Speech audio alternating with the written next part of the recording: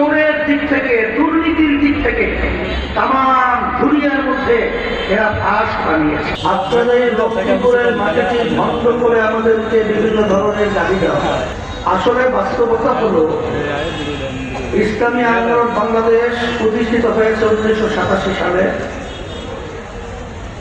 অদ্যাবধি পর্যন্ত একজন এমপিও কিন্তু আমাদের ব্যানার দলীয় মার্কায়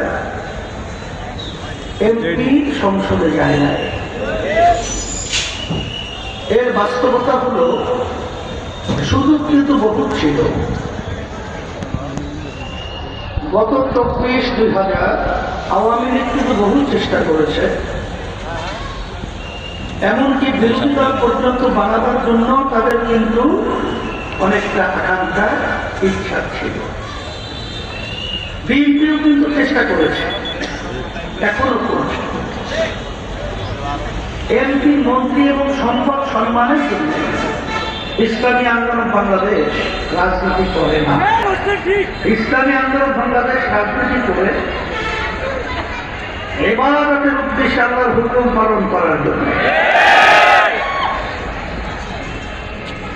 আমরা অন্য দুনিয়ামুখী যে রাজনৈতিক দলগুলো তারা তো দেশ পরিচালনা করেছে, কখনোই তাদের সাথে আমরা একাকার না হওয়ার কারণ আল্লাহ রাব্বুল আলামিনের সেই হুকুম, ওয়াতাআওয়ানু আলাল বিররি ওয়াত তাকওয়া ওয়া লা তাআওয়ানু আলাল ইসমি ওয়াল উদওয়ান।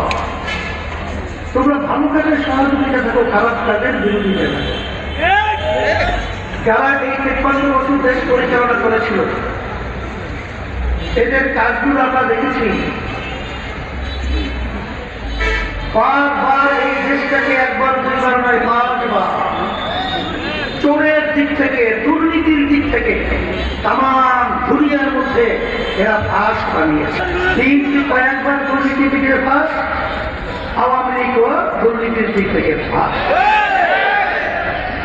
এদের পরিচালনায় আমরা দেখেছি হাজার হাজার নিরপরাধ মায়ের সন্তানগুলো ঠান্ডা মাথায় এদের বুকে গুলি করে, রাস্তার মধ্যে পাখির মতো গুলি করে ফেলা হয়েছিল। সেই দৃশ্য আমাদের চোখের সামনে এখন